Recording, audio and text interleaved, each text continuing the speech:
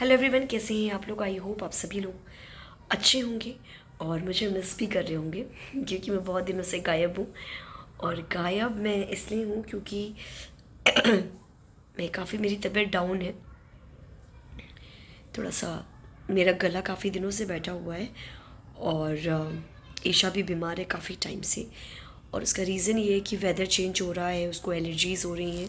उसको एलर्जीज़ पहले भी होती थी बट अभी थोड़ा सा ज़्यादा एलर्जी ईशा को हो रही है। तो उस वजह से मेरी पूरी फैमिली थोड़ा सा परेशान है क्योंकि घर पे अगर एक्चुअली काफ़ी लंबे टाइम तक बीमार रहते हैं ना, तो थोड़ा सा काफ़ी डिफ़िकल्ट हो जाता है एक अच्छे ढंग से रूटीन को कायम कर पाना।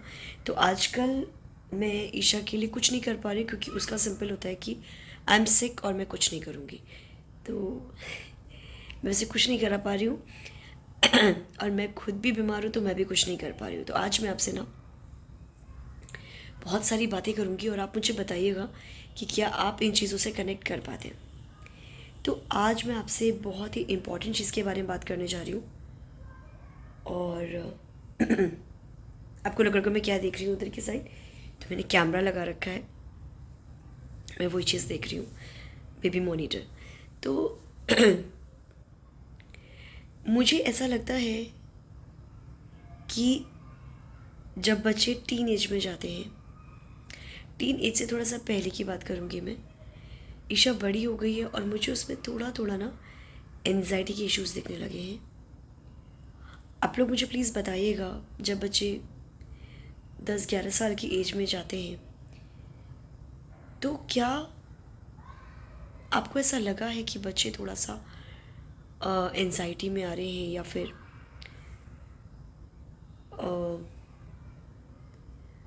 मतलब मैं कई बार ईशा को समझ नहीं पाती हूँ, बहुत ट्राई करती हूँ मैं, लेकिन वो अब थोड़ा सा एज में आगे बढ़ रही है तो मेरे लिए थोड़ा नहीं बहुत डिफ़िकल्ट हो रहा है चीज़ों को मैनेज कर पाना, क्योंकि ईशा मुझे अब हर बात पे चैलेंज करती है। आपने उसके बहुत सारे वीडियोस देखे होंगे, जब मैं उससे बोलती थी कि ये करना है तो वो कर लेती थी, काफ़ी इंडिपेंडेंटली सारी चीज़ें कर लेती थी। अब वो सिर्फ मैनिपुलेट करती है कि मैं सीखूं और मैं कुछ नहीं करूँगी, और सच में वो सिक भी है तो मैं उसे फोर्स नहीं कर पाती हूँ। And I feel really bad कि ईशा 1 मंथ से सिक है। कभी एलर्जीज़ हो जाती हैं, कभी उसे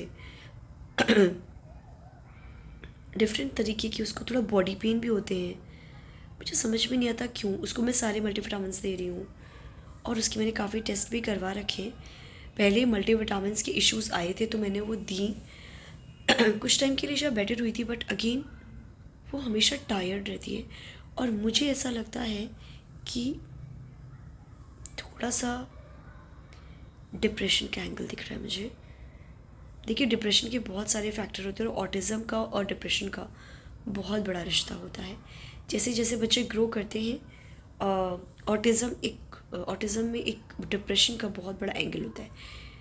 ईशा को मुझे थोड़ा थोड़ा ऐसा लगने लगा है, क्योंकि अभी तक मैंने उसे एसेस नहीं करा है तो मैं बोल नहीं सकती, बट एज अ मदर मुझे ऐसा फील होता है क्योंकि वो काफ़ी सारे ऐसे फियर के बारे में बातें करती है जो एग्जिस्ट ही नहीं करते हैं। वो अकेला रहना पसंद करती है, वो छोटी छोटी बातों पे बहुत जल्दी रोती है, उसको नींद नहीं आती है, वो खाना अच्छे से नहीं खाती है। मुझे ऐसे लग रहा है कि थोड़ा सा सिक है, थोड़ा सा उसके लिए एक नया स्कूल है, थोड़ा सा एकेडमिक प्रेशर भी है, और मम्मा का टाइम उसे उतना नहीं मिलता है, ऑब्वियसली नहीं मिलेगा। और बाकी लोग घर के सदस्यों से समझने का बहुत ट्राई करते हैं बट दे कांट रिप्लेस मम्मा। तो sometimes I feel very very bad because मैं ईशा को जब देखती हूँ नीचे जाते हुए तो मुझे बहुत बुरा लगता है। और मैं जस्ट आप लोगों से पूछना चाहती हूँ, बिकॉज आप लोगों के इस एज के बच्चे हैं, क्या आप इस दौर से गुजरे हैं? It is very tough phase for a mother, as a mother, क्योंकि मैं चाह के भी बहुत कुछ नहीं कर पाती हूँ, मुझे समझ में नहीं आती चीज़ें। और मैंने ऐसा नहीं है, मैंने साइकोलॉजिस्ट से इन सब चीज़ों को लेके बातें करी हैं, एंड जो वो चीज़ें मुझे बताते हैं ना वो मैं अप्लाई नहीं कर पाती हूँ, क्योंकि उन्होंने मुझे कुछ मेडिसिन दी थी, उससे ईशा को बहुत ज़्यादा हेडेक्स होने लगे थे, तो मैं नहीं दे पाई। उन्होंने मुझसे बोला था इसमें सारे नेचुरल इंग्रेडिएंट्स हैं, बट जब मैंने स्टडी करी तो उसमें बहुत सारे केमिकल्स थे, तो एक्चुअली मुझे ट्रस्ट ही नहीं होता अब चीज़ों पे। तो बिकॉज आप सभी स्पेशल पेरेंट्स हैं, और आई थिंक कुछ पेरेंट्स इस दौर से गुजरे होंगे, और मैं इन्हीं सब चीज़ों में बहुत उलझी हुई हूँ। एक्चुअली मैंने पहले जाना तो था, मतलब लाइक बहुत सारे लोग मुझे बताते थे कि जब बच्चे थोड़े से बड़े होते हैं ना, तो आप थोड़े से एक डिफ़िकल्ट फेस होता है, और मैं वो देख पा रही हूँ। आई थिंक आप लोग मुझसे कनेक्ट कर सकते हैं, जो इस एज ग्रुप के बच्चों को के साथ आप लोग अपना जो टाइम स्पेंड कर रहे हो, जो उन पे काम कर रहे हो, थेरेपिस्ट या पेरेंट्स, सभी लोगों को पता होगा कि ये फेज़ थोड़ा सा डिफ़िकल्ट होता है। आप इस फेज़ को कैसे हैंडल करते हो? मेरे लिए डिफ़िकल्ट क्या होता है, मैं आपको बताती हूँ कुछ एग्जांपल्स। जैसे मेरी छोटी बेटी है, अनविका नाम है इसका, तो वो अगर ईशा से कोई चीज़ लेती है और वो मेरा फेस रीड करती है, क्या करेगी मम्मा? क्या उसे बोलेगी कि ईशा की चीज़ उसे वापस दो, या फिर बोलेगी ईशा इसे दे दो? वो कुछ नहीं बोलती है, वो मुझे सिर्फ ऑब्जर्व करती है। और एक होता है ना, छोटा बच्चा रो रहा होता है, बहुत रो रहा होता है, तो आप बोलते हो अरे थोड़ी देर के लिए दे दो, मैंने ही कर रखा है थोड़ी देर के लिए दे दो, और वो अपनी सारी चीज़ें छोड़ के चली जाती है। It's new thing for me. मैंने कभी 2 बच्चे साथ में हैंडल नहीं किए हैं, और मेरे लिए थोड़ा सा डिफ़िकल्ट हो रहा है। ईशा एक बहुत हाई डिमांडिंग बच्चा था, जिसकी डिमांड्स अब उसकी मदर पूरी नहीं कर पाती है। और मैं कई बार कोशिश करती हूँ कि मैं ईशा के पक्ष में बोलूँ, क्योंकि ईशा बहुत हर्ट हो जाती है, वो जता नहीं पाती, but I can feel it. और कई बार होता है जब मैं बहुत बिज़ी होती हूँ या बहुत चीज़ें मेरे कंट्रोल में नहीं होती हैं, तो समटाइम्स ऐसे ईशा दे देना यार, और फिर उसका ये हो जाता है कि मम्मा तुम जाओ,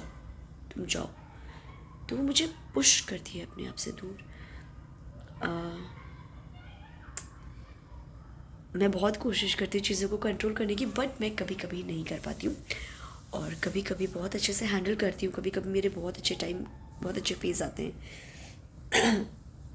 बट समटाइम्स जब सब लोग बीमार होते हैं, मेरी छोटी वाली भी बीमार है, मेरा बड़े वाले भी बीमार है, मैं भी बीमार हूँ, मेरे हस्बैंड भी बीमार हैं सभी लोग बीमार हैं घर में जो ईशा की नानी है वो भी बीमार है। तो जब सभी लोग बीमार हो रहे हैं और ईशा का ऐसा बिहेवियर मुझे दिखता है, I feel bad for her. मुझे ऐसे लगता है कि मैं क्या कर दूँ उसके लिए, पर कभी कभी ना मुझे ऐसे लगता है कि मैं अब कुछ नहीं कर सकती, अब मुझे टाइम चाहिए जब मैं ईशा के ऊपर कुछ काम कर पाऊँ अब मैं आपसे बात करूँगी बहुत ही इम्पोर्टेंट टॉपिक के बारे में, स्कूल। आप लोग के बहुत सारे मैसेजेस आते हैं, और वो मैसेजेस ना 90% स्कूल के बारे में होते हैं। तो आज मैं आपसे बहुत डिटेल में बात करूँगी, क्योंकि शायद मेरे पास आज टाइम है। एक्चुअली पता है क्या, मैं कई बार मोबाइल उठाती हूँ, वो 1 मिनट का वीडियो बनता है और कुछ काम निकल आता है, फिर वो वीडियो बंद हो जाता है वहीं। तो आज आई होप कि मेरा ये वीडियो बन पाएगा। देखिए, स्कूल कई तरीके के होते हैं। जो लोग न्यू पेरेंट्स हैं उनके लिए ये इन्फॉर्मेशन है। जो मेरी तरह बहुत सारे धक्के खा चुके हैं उनको ये सब चीज़ों का बहुत अच्छे से आइडिया होगा। तो पहला, जब बच्चा थोड़ा सा बड़ा होता है, लाइक 2-3 साल का, तो आप प्ले स्कूल में डालते हो, और आपको ऐसा फर्म बिलीव रहता है कि बच्चा स्कूल जाएगा, बच्चों को देखेगा, सब सीख जाएगा, हो जाएगा। बच्चा सारी सोशल बिहेवियर्स अपने आप बाकी बच्चों से लर्न करेगा, बट ऐसा नहीं होता है।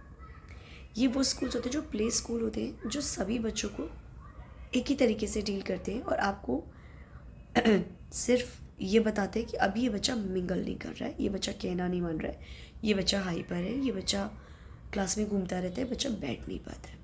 टिपिकल कंप्लेंट्स बता रही हूँ। फिर बच्चा थोड़ा बड़ा होता है, आप फॉर्मल स्कूल्स ढूंढते हो, फिर फॉर्मल स्कूल्स बोलते हैं कि बच्चा पॉटी ट्रेंड होना चाहिए, बच्चा बेसिकली अपने नेम पे रिस्पॉन्ड करना चाहिए, बच्चे को बेसिक लिखना आना चाहिए। आप उस लेवल पे बच्चे को ले आते हो, वहाँ एडमिशन करा देते हो। अब यहाँ पे दो तरीके के स्कूल होते हैं। एक होता है जहाँ पर थोड़ा बहुत सपोर्ट सिस्टम होता है, लाइक स्पेशल एजुकेटर्स लगाए होते हैं, स्पेशल एजुकेटर्स जो बच्चों को कभी कभी हेल्प कर देते और कभी कभी बीच में क्लास में आकर उन्हें ऑब्जर्व कर लेते हैं। इन स्कूल में बच्चों का 2-3 साल कट जाता है, लाइक फर्स्ट सेकेंड बच्चे काट लेते हैं। अब आता है आगे का फेस, थर्ड के टाइम पर टीचर्स कहने लग जाते हैं कि बच्चा ना पूरी चीज़ लिख नहीं पाता है, पूरी चीज़ कर नहीं पाता है, इसको ना आपको बहुत ज़्यादा लाइक आप इस पर काम कीजिए, हम भी काम करेंगे, स्पेशल एजुकेटर्स भी काम करेंगे। देखिए कुछ बच्चों के साथ तो वो चीज़ काम कर जाती है, जो बच्चे रियली एकेडमिक्स में अच्छे होते हैं वो कर ले जाते हैं, बट ईशा के केस में नहीं था। ईशा नहीं कर पाती थी, ईशा की पूरी कॉपी हमेशा खाली आती थी। अब आता है एक और टाइप का स्कूल जहाँ पे शेडो टीचर अलाउ करते हैं, बट आपको बाकी कुछ नहीं देते हैं। शेडो टीचर आप हायर करते हो, उसके कंट्रोल में सारी चीज़ें होती हैं, वो बच्चे को क्या कराती है, या खुद करती है, या आपसे झूठ बोलती है, या आपको सच बताती है, या आपको अपडेट देती है, या आपको स्कूल के बारे में गलत अपडेट देती है। शेडो टीचर मैं आपको बताऊँ, अगर आपको मिल गई तो बहुत ही अच्छी किस्मत है, और नहीं मिली तो आप बहुत बड़े ट्रैप में फंस जाते हो, बिकॉज वो जो बताती है आप उस पर बिलीव करते हो, क्योंकि बच्चा आपके साथ बहुत सारी इन्फॉर्मेशन शेयर नहीं करता है। तो एक तो ये टाइप का स्कूल होता है। तो यहाँ पे मैं बोलूँगी अगर आप पर्सनली किसी के रेफरेंस पे कोई शेडो आपको मिल रही है तो आप उसे हायर कर सकते हो, और ये कहीं हेल्पफुल भी हो जाता है। बस आप ये देख लो कि उस शेडो टीचर का क्या कोई स्पेशल एजुकेशन उसने कर रखी है, उसने कितने साल की काम कर रखा है, उसके बच्चे की हैंडलिंग कैसी है। आप 10 दिन उसे अपने घर पे काम करवा, आपको बहुत आइडिया आ जाएगा। क्रॉस चेक करना बहुत इंपॉर्टेंट होता है। शेडो टीचर मुझे बहुत ही मैं आपको बताऊँ, मतलब लाइक मुझे 2-3 महीने लग गए जानने में कि शेडो मुझसे बहुत झूठ बोलती है। तो ये बहुत बड़ा ट्रैप है, आप इसमें फंस सकते हो, तो बहुत ही सतर्कता से ये चीज़ करनी है। एक और तरीके का स्कूल होता है जहाँ पर आपके बच्चे को special education, occupational therapy, speech therapy और एक अलग तरीके का इन्वायरमेंट दिया जाता है, एक सेटअप होता है जो स्पेशल नीड बच्चों का होता है। वो न्यूरोटिपिकल क्लासेस में कभी कभी जाते हैं, लाइक जैसे डांस की क्लास हो गई, म्यूज़िक की क्लास हो गई, और जिम्नास्टिक हो गया, ये सारे जितने भी को करिकुलर एक्टिविटीज़ हैं, फिजिकल एक्टिविटीज़ हैं, ये सारी एक्टिविटीज़ साथ में होंगी। बट जो एजुकेशन का पार्ट है वो आपका सेपरेट क्लास में होगा, 5 बच्चों के साथ या 6 बच्चों के साथ, बच्चे जो सेम लेवल पर होंगे उनके साथ। जिस बच्चे को ऑक्यूपेशनल थेरेपी की ज़रूरत होगी उनको वहाँ भेजा जाएगा, स्पीच थेरेपी की ज़रूरत होगी उनको वहाँ भेजा जाएगा, स्पेशल एजुकेशन की ज़रूरत होगी वहाँ भेजा जाएगा। अभी ईशा इसी तरीके के सेटअप में है, and I am telling you कि this is a very good option. अभी तक मुझे ऐसे लगता है कि यहाँ पर बच्चे के लेवल पे जाकर के काम किया जाता है, और इस तरीके का सेटअप एक्चुअली हेल्प करता है। कुछ चीज़ों में मैंने देखा कि ईशा ने स्कूल में खुद ब खुद सीखी है, जो ऐसा कभी लाइफ में नहीं हुआ कि ईशा कुछ भी स्कूल से सीख करके आई, बट राइट नाउ वो स्कूल से सीखती है। तो इस तरीके का सेटअप हेल्प करता है। एक होता है स्पेशल स्कूल्स जहाँ पर बच्चों की एडीएल स्किल्स पे काम किया जाता है, बच्चों की बहुत सारी चीज़ों पे, लाइक जिन चीज़ों में वो अच्छे हैं उन पे काम किया जाता है, और उनकी स्पीच पर, ऑक्यूपेशनल थेरेपी पर, उनकी कमांड फॉलोइंग पर, बहुत सारे फ्रंट्स पर उन पे काम किया जाता है। तो इतने तरीके के स्कूल्स होते हैं, और डिपेंड करता है कि लाइक बच्चा क्या कर सकता है और कहाँ पर एडजस्ट हो सकता है। तो मैंने हर तरीके के स्कूल ट्राई किए हुए हैं।